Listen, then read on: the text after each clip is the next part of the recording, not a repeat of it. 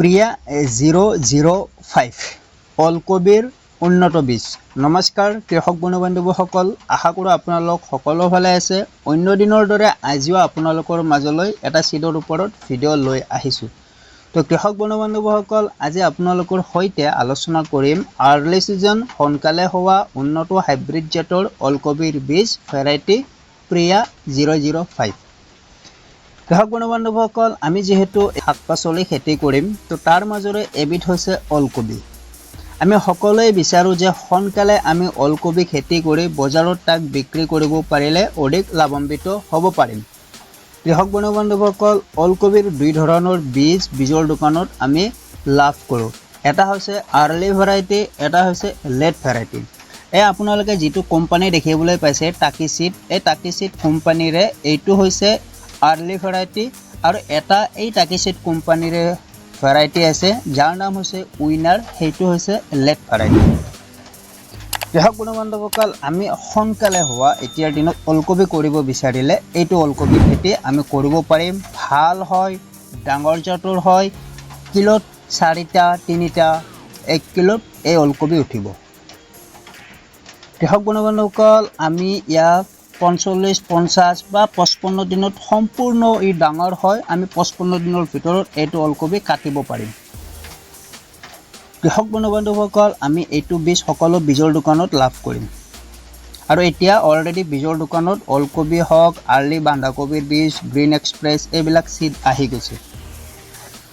কৃষক বন্ধুবান্ধৱসকল, মই এটা বীজৰ দোকানৰ লগত জড়িত। মোৰ ভিডিঅ'ৰ মূল উদ্দেশ্য হৈছে যে খেতিয়কসকলৰ মাজলৈ উন্নত চিডবোৰ লৈ যাব পাৰোঁ, বা ভিডিঅ'ৰ মাধ্যমেৰে তেওঁলোকৰ মাজলৈ উন্নত চিডবিলাক লৈ যাব পাৰোঁ, যাতে কৃষকসকলে চিডবিলাক চিনাক্ত কৰি বীজৰ দোকানৰ পৰা নাম লৈ ক্ৰয় কৰি আনিব পাৰে।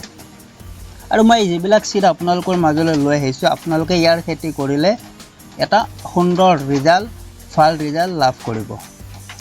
কৃষক বন্ধুবান্ধৱসকল, বীজৰ দোকানত বহুতো কোম্পানীৰ বিভিন্ন চিড আহে, তাৰ মাজৰ পৰা আমি সঠিক চিড বাছনি কৰিব লাগিব। আমি কৃষকসকল বা গাঁৱলীয়া খেতিয়কসকল আমি বিশেষকৈ চিডৰ ওপৰত আমি বেছি নাজানো, সেয়েহে আমি বীজৰ দোকানত চিড বিচাৰি যাওঁ, বীজৰ দোকানে যি দিয়ে আমি তাকে ক্ৰয় কৰোঁ। কিন্তু আমি এতিয়া গাঁৱলীয়া খেতিয়ক, গাঁৱলীয়া হৈ থাকিব নোৱাৰিম। আমি স্মাৰ্ট হ'ব লাগিব, বীজৰ দোকানত নাম লৈ যাব লাগিব যে আমাক প্ৰিয়া 005 আৰ্লি ছিজন ওলকবিৰ বীজ দিয়ক। আমি এনেকৈ ক'ব লাগিব, তেতিয়া আমাক বীজৰ দোকানীয়ে আমাক ঠগাব নোৱাৰে।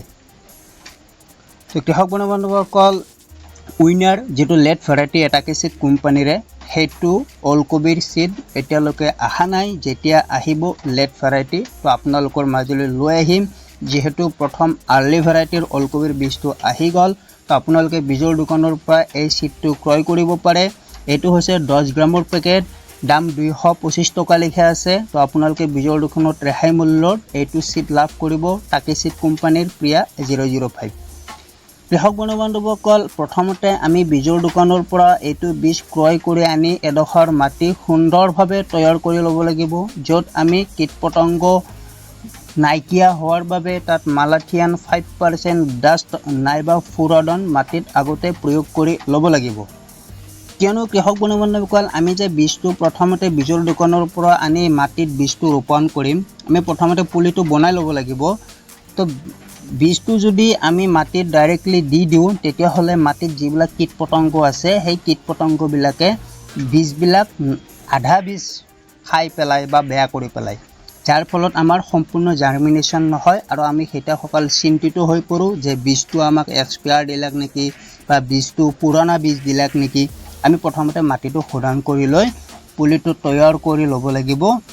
যেতিয়া পুলিটো 4-5 ফুটীয়া হ'ব, তেতিয়া আমি পুলিটো উঠাই কিনে আমি মূল পথাৰত ৰুব লাগিব।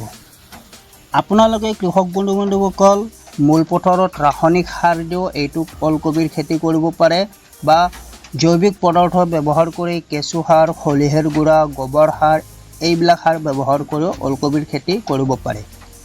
বিশেষকৈ আপুনি যদি ঘৰতে খোৱাৰ কাৰণে এইটো ওলকবিৰ খেতি কৰে, আপুনি বজাৰত বিক্ৰী নকৰে, ঘৰতে খোৱাৰ কাৰণে কৰে, তেতিয়াহ'লে আপোনালোকে ৰাসায়নিক সাৰ ব্যৱহাৰ নকৰিব।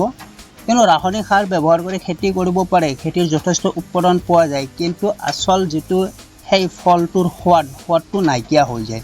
আমি যদি অৰ্গেনিক হলিহেৰ গুড়া কেঁচু সাৰ শুকান গোবৰ এইবিলাক প্ৰয়োগ কৰোঁ খেতি কৰোঁ তেতিয়াহ'লে বস্তুৰ সোৱাদটো ফলৰ সোৱাদটো বৃদ্ধি হয় খাই ভাল লাগে আৰু মানুহক অনিষ্ট নকৰে তো কৃষক বন্ধুসকল মূলত আজিৰ এই ভিডিঅ'টোৰ উদ্দেশ্য হ'ল টাকি চিড কোম্পানীৰ প্ৰিয়া 005 আৰ্লি সিজন ওলকবি বীজ হয় তো আপোনালোকে এতিয়াৰ দিনত ইয়াৰ খেতি কৰক যদি আপোনালোকৰ ভাল পানী নপৰা ঠাই আছে তো আপোনালোকে অখা ঠাই আছে তো আপোনালোকে এইটো ওলকবিৰ খেতি কৰক ওলকবিত কেনে ধৰণে সাৰ দিব লাগে ৰাসায়নিক সাৰ তাৰ লগত কি অন্য নিউট্ৰিশন দিব লাগে তাৰ ওপৰতো এটি ভিডিঅ' আপোনালোকৰ মাজলৈ লৈ আহিম তো হেতিয়াক বন্ধুসকল আশা কৰোঁ আপোনালোকে ভিডিঅ'টো চাই ভাল পাব তো ভাল লাগিলে প্লিজ ভিডিঅ'টো এটা লাইক কৰিব শ্বেয়াৰ কৰিব কমেণ্ট কৰিব লগতে চেনেলটো ছাবস্ক্ৰাইব কৰিব তো ধন্যবাদ জয় অসম এতিয়াৰ দিনত বিভিন্ন ধৰণৰ